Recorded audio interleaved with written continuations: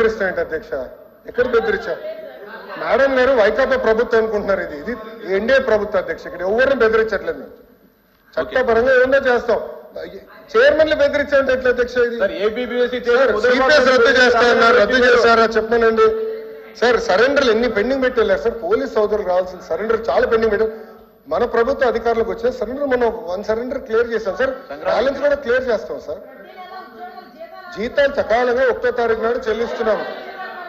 ఏం చేస్తున్నాం? సింపుల్ గా ఇట్లా చైర్మన్లు బెదిరించారంటే మీరు ఒప్పుకుంటే ఎట్లా అధ్యక్ష? ఇది దయచేసి అర్థం చేయండి అధ్యక్ష. ఎన్ని రికార్డు నుంచి తొలగించాలి అధ్యక్ష. చైర్మన్లు బెదిరించాం, ఇది కరెక్ట్ కాదు అధ్యక్ష, దయచేసి అర్థం చేసి కోరుతున్నాం.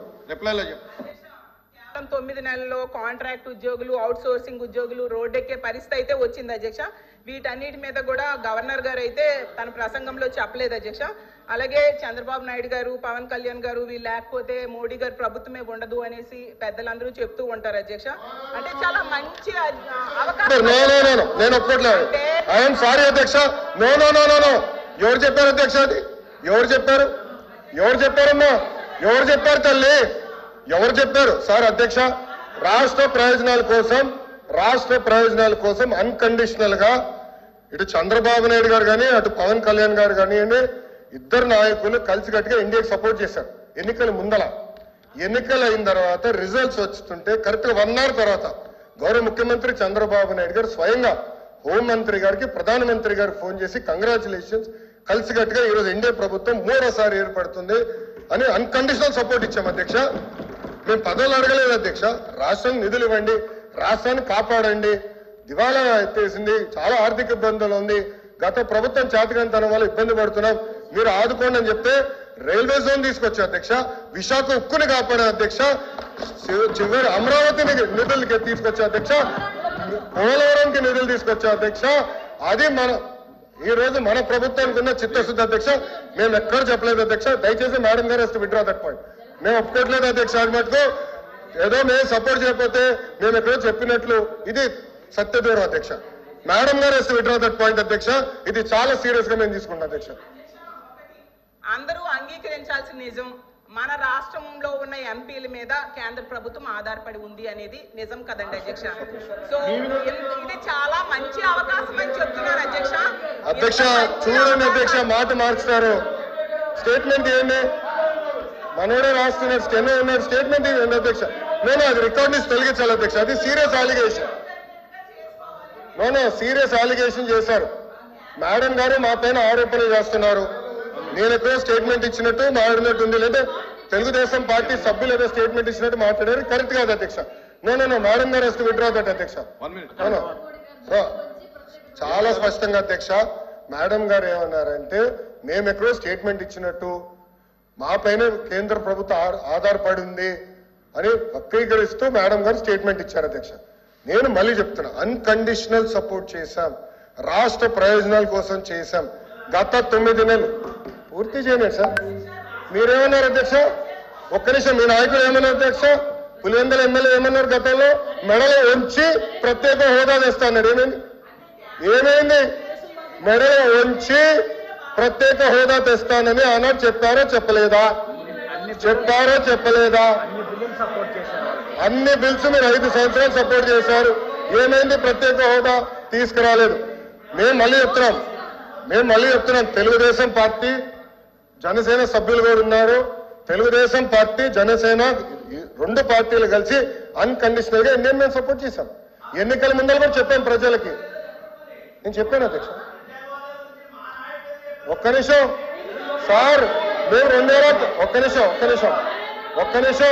24 ఎన్నికల్లో ఏం చెప్పాం? డబుల్ ఇంజిన్ సర్కార్ అని చెప్పాం.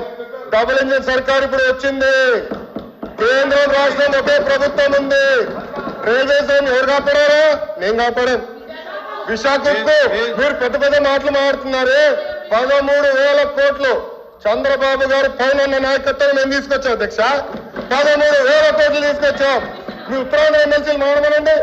మీరేం చేశారు 5 సంవత్సరాలు? ఏం చేశారు మీరు 5 సంవత్సరాలు? అడుగుతున్నా.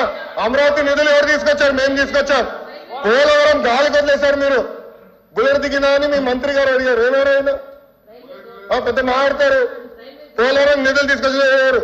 6.5 ప్యాకేజ్ కి మొన్న 1000 కోట్లు రిలీజ్ చేశాం. నో అధ్యక్ష, ఐఎమ్ ప్రొటెస్టింగ్. మేడం గారు has to withdraw that statement. అది కరెక్ట్ కాదు అధ్యక్ష. I'm sorry. ఓకే, సభ్యులు ఉన్నారని చెప్పొచ్చు, ఐ హావ్ నో ప్రాబ్లం. కానీ ఏదో మేము వాళ్ళని థ్రెటన్ చేస్తున్నట్టు ఏదో మా పైన ఆధారపడే పదం వాడతాం కరెక్ట్ కాదు అధ్యక్ష. మేము ఏనాడో అనలేదు. మా సపోర్ట్ అన్కండిషనల్. రాష్ట్ర ప్రయోజనాల కోసం కేంద్ర ప్రభుత్వాన్ని మేము సపోర్ట్ చేస్తున్నాం. అది చాలా క్లారిటీగా ఉంది అధ్యక్ష. కానీ దయచేసి అది మటుకు రికార్డు తొలగించాలి అధ్యక్ష. రికార్డులు పరిశీలించి చూద్దాం. అధ్యక్ష చూడాలి కదా, ఇప్పుడు ఆ రికార్డు చూసి ఆ మాటలుంటే తొలగిస్తాం. కూర్చోండి. అధ్యక్ష, విద్యాశాఖ మంత్రి గారు వచ్చి మాట్లాడుతూ చాలా ఆవేశంగా ఆయన తాలూకు మాటలు చెప్తున్నారు. నేను నేను నేను మీ ద్వారా ఆయనకి మీ ద్వారా ప్రభుత్వాన్ని అడుగుతుంది ఏంటంటే, ఇవాళ జరుగుతున్న చర్చలో మా సభ్యులు అడిగింది ఏంటి? ఈ ప్రభుత్వం ఇవాళ కేంద్రంలో ఉన్న ప్రభుత్వం ఈ మన మన మన మన ఈ కూటమి ప్రభుత్వం మీద ఆధారపడి ఉంది అక్కడ. కాబట్టి ఈ రాష్ట్రానికి కావాల్సిన ప్రయోజనాలు కావాలనేది ఆవిడ ఉద్దేశం. ఆవిడ తాలూకు ఉద్దేశం. ఆవిడ ఉద్దేశం ఏంటి? ఆ ఉద్దేశాన్ని కాదు అవునా అనేది మంత్రి గారు దయచేసి మంత్రి గారు ఆయన చెప్పిందంత చెప్పండి చెప్పండి. ఆయన చెప్పింది పూర్తయిన తర్వాత మీరు మాట్లాడండి. మళ్ళీ ఏమనుకో డోంట్ థింక్ ఎందుకంటే మాట్లాడండి. మళ్ళీ మీరు చెప్పండి.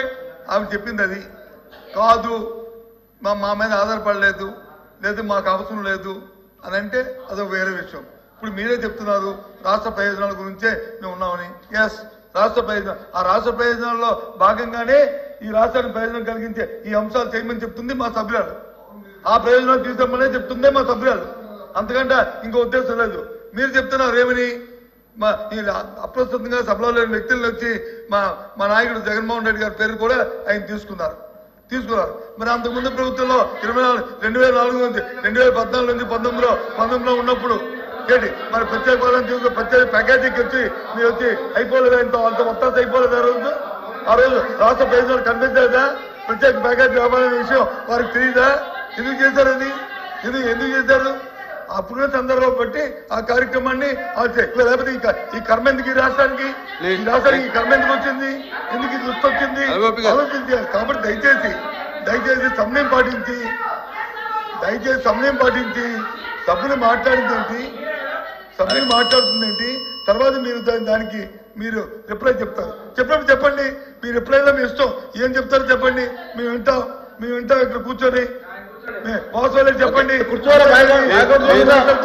మీరు ఇంటర్ప్రిటేషన్ చేయడం, గౌరవ మంత్రి మాట్లాడడం అది సంబంధించిన దయచేసి కొంచెం కోపపట్టండి. మీరే కదా రిప్లై చెప్తారని అనౌన్స్ చేశారు. రిప్లై మీరే చెప్తారు. చెప్పండి, తప్పేముంది? వెయిట్ చేయండి 10 నిమిషాలు. అంతేగాని ఈ విషయాన్ని చెప్పుకుని వెళ్తుంటే ఇది ఎక్కడికి వెళ్తుంది?